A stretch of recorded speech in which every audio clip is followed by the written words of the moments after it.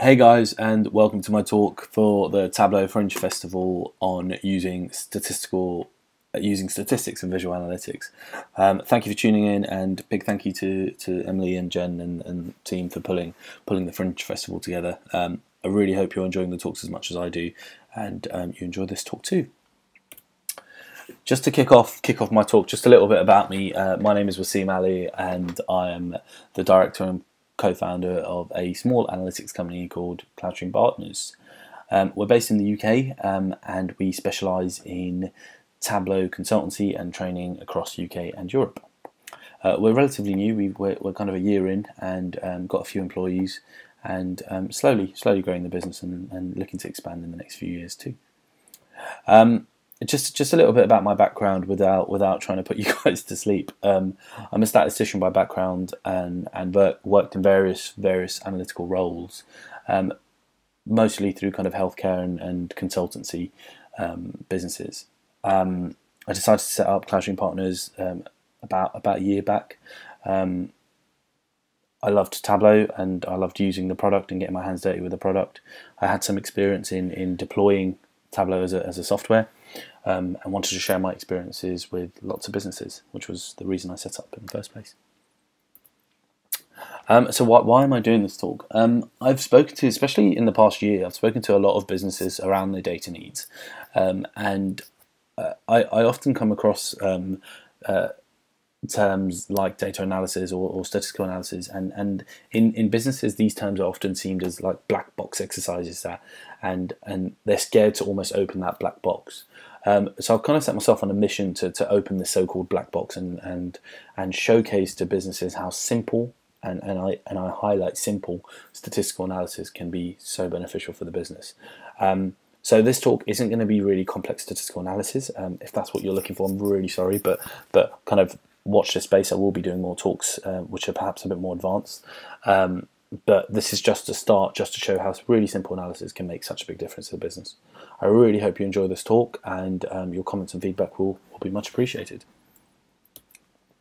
So this talk is going to be structured around the what, the why, and the how, and you'll see what I mean as we go through the talks. But we're going to be covering the what, why, and the how on histograms, scatter plots and trend lines, and control charts. So hope you enjoy it as we go through this. Okay, so if we kick off with histograms, so what is a histogram? A histogram is a way of displaying statistical information which showcases, which highlights the frequency of data items by equally sized intervals. So it could be something like you want to look at how much profit a business has made across all its orders, as an example. It could be a supermarket. So how many products have they sold that have made a profit between £0 and £100, as an example. And so that's kind of the kind of information that this will show. It's different to a bar chart. It doesn't have any gaps in between the bars, and actually the height of the bar is proportional to the amount that falls within those intervals. Why would you use histograms? They're a really simple and great way to compare grouped measures. So the example that I used on profit. So how many orders are we making are earning us a profit versus orders that we are making that are making us a negative profit, as an example. So you can really quickly and easily analyze that. And in a tool like Tableau, it's literally 2 clicks to create it. With the how, I'm just going to go to another Tableau workbook that I prepared earlier. I've just connected to a really simple sample dataset from Tableau, the EU dataset over here, and I'm just going to go ahead and show you guys how to create a histogram. So really simple in Tableau. So I click on profit, I go to show me, and I click histogram. And that is literally it in terms of creating the histogram. And that obviously, once you create the chart, you can then look at the information and see what the data is actually showing you. So I've done it on profit here, purely because that was the example that I ended up using.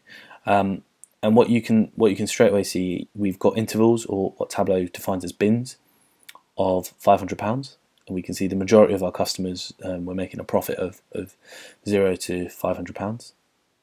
We've got a few where we're making kind of a bit more, and likewise we've got a few that we're making a bit more. I think the bins are 500 or 300. Seems to be about 350 the bin size. Sorry, I assumed it was 500 because of the axes, but clearly it's a little bit less. So we can, as a business, I would probably be more interested in the negative profits and what's triggering that. So it triggers a really quick piece of analysis after that you can look into maybe the negative profits. I mean, as a business, you probably don't want to be making negative £700 on a product that you sell. In Tableau, I've created this histogram, and automatically Tableau has binned the profit item. So these are your intervals, and it's created it down here. I'll just go to edit. So, I mean, if we set the current value to be 200, go to OK.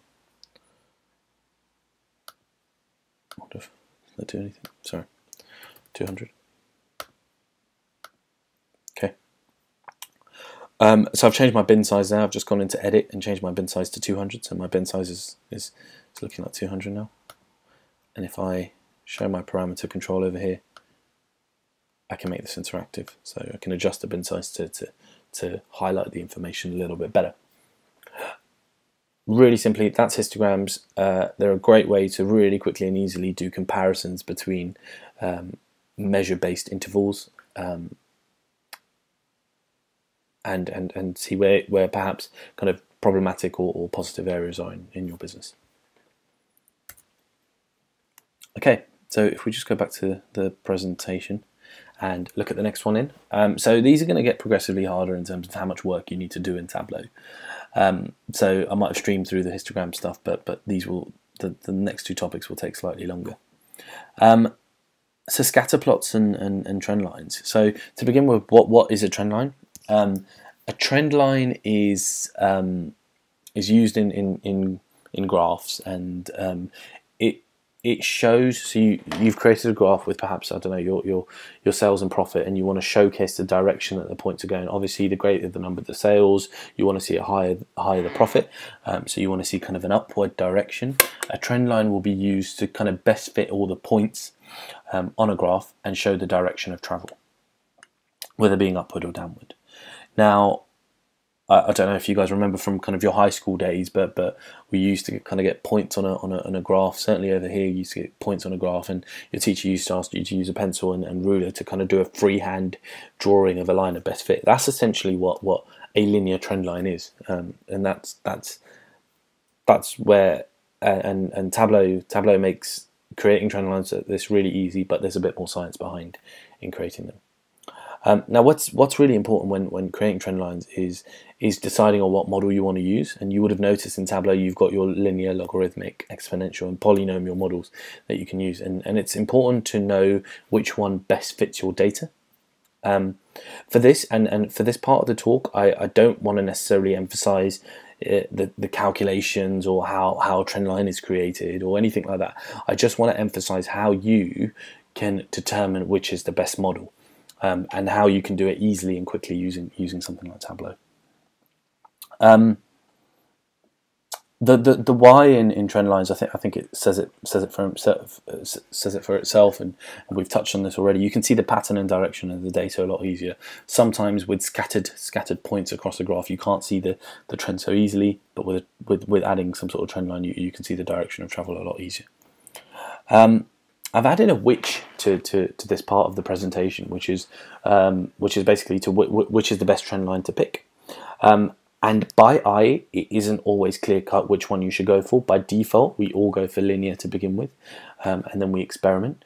So I'm not going to sit here and I don't know, try and explain a way that you can straight away pick the right model. Instead, I'm just going to explain how you can understand which is the best trending model to use and how you can use that through Tableau.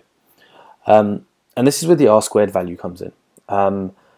Now, the R-squared value is known as the coefficient of determination, and it's a the statistic used to determine the goodness of fit of a trend model.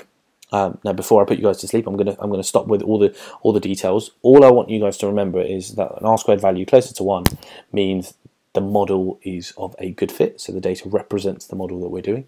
An R-squared value closer to 0 says exactly the opposite. Okay, so let's have a play with scatter plots. And using exactly the same data, I think we looked at profits before, so let's look at sales. So let me drag in my sales into the column shelf, and as we looked at profit before, we'll compare it against profit, and let's break down the points by state. Now, I mean, straight away by eye, you can see that the trend is perhaps going up, especially with this point right here, where it was quite a big sale. So you can see that the trend. If I was to go back to my high school days and get that ruler and pencil and try to freehand draw a line on this, I'd probably draw something like this. So nice and easy.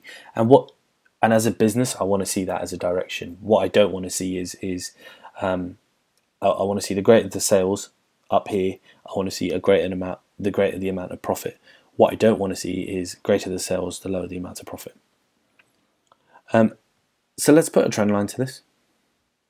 So go to the analytics pane, drag. Let's start with linear.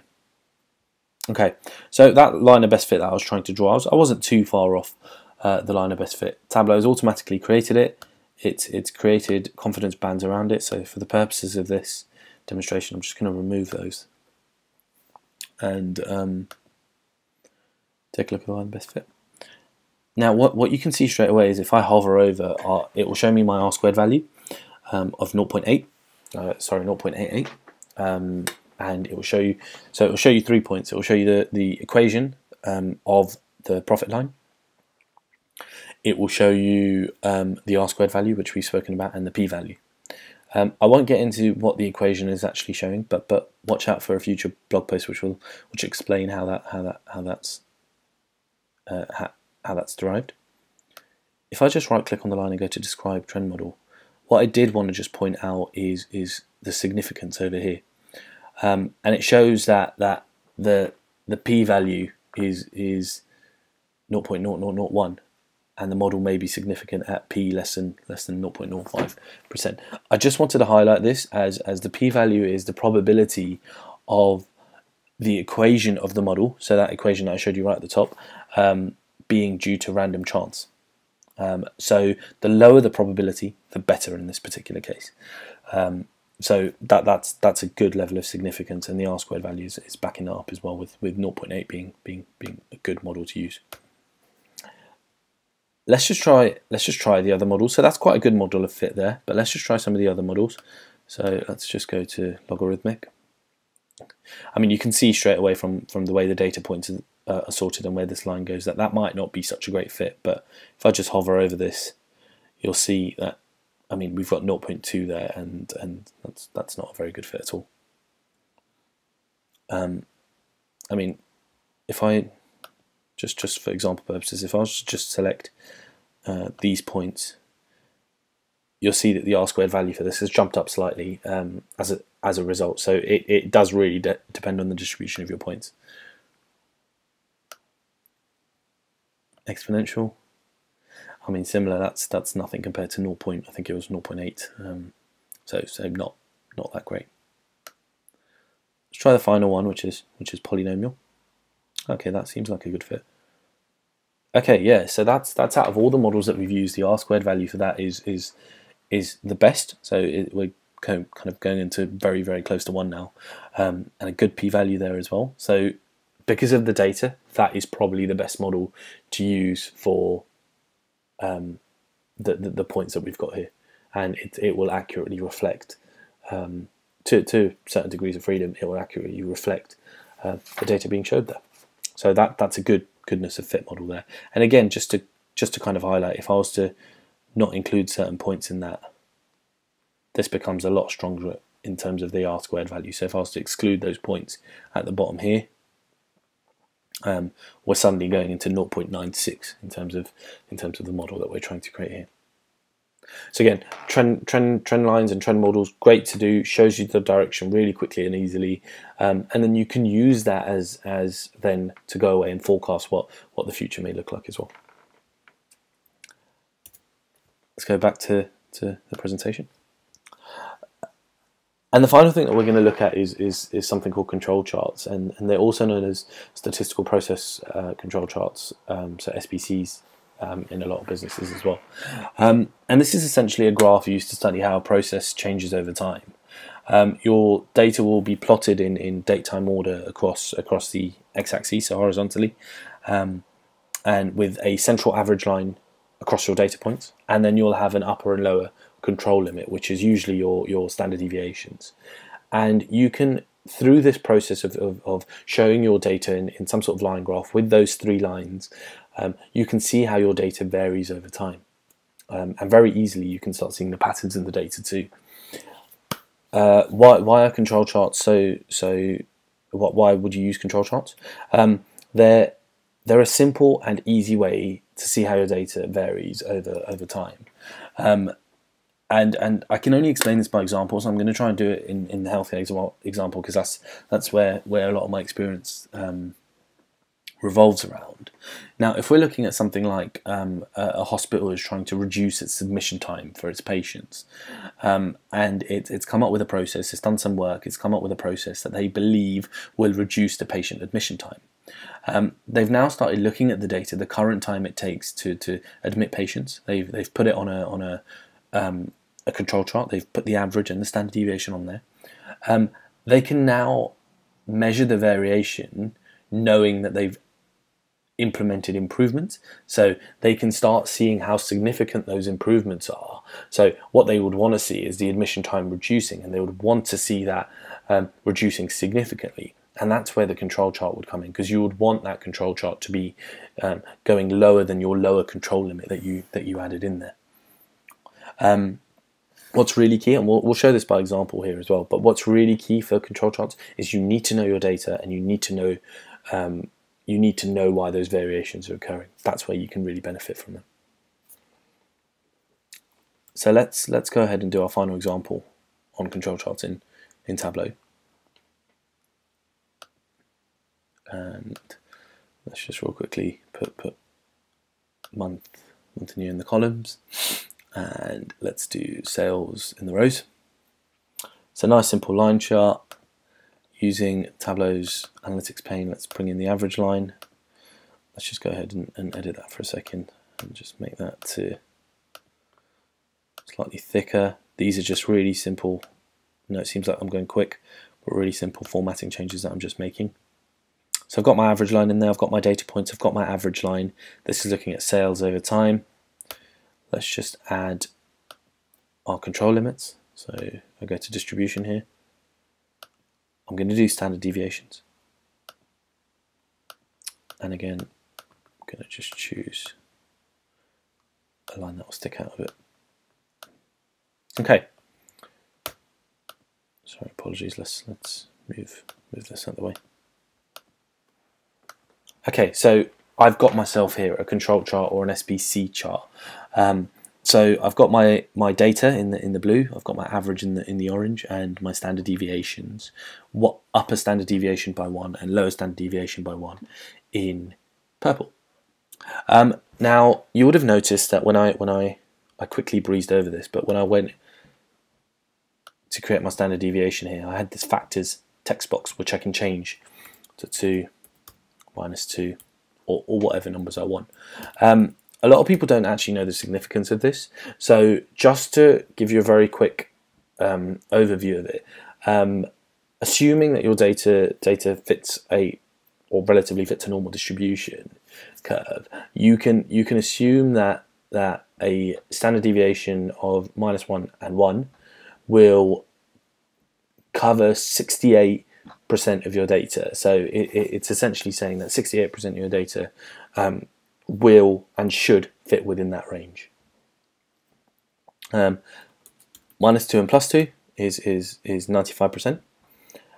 So same definition, but 95% of your data should fit within your 2 standard deviations. If you're going to 3, then you're looking at 99.7%. I think I don't know the exact amount, but it's something along those lines. For the purposes of this, though, I mean, I'd stick to -2 and 2. And what I can see straight away is those fields over here, which are outside of my 2 standard deviations. So I can see this one is, and this one is. And it could just be something like that in August 2014, we had a huge sale, and the sales just went through the roof. So we've seen the variation. We came up with a plan perhaps in June or July, came up with a plan to do this big sale, and we've seen the effects in August. And the effects are so much greater than previous years in August. So if I go here, we've had a small peak in August, but not significant. If I go back here in 2012, we've had a peak, again, not a significant peak.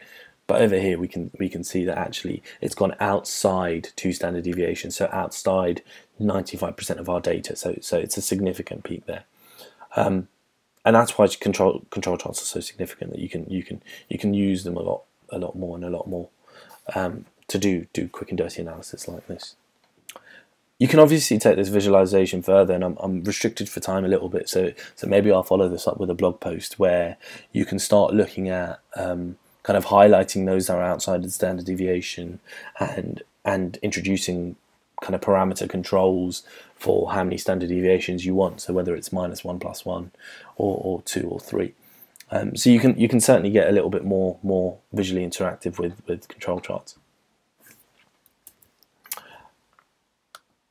Okay, so that's a wrap on my talk. I really hope you guys found that useful. And like I said, feedback is more than welcome. If you do have any questions, message me on Twitter. It's at @cloudstream_WA. I've stuck my email address in here as well. I think these videos are going to be published online, so drop me a line on the email or on Twitter to ask me any questions or give me any feedback on the talk. Another good post to follow is @cloudstream_UK. We're publishing daily blogs and tips on anything to do with Tableau.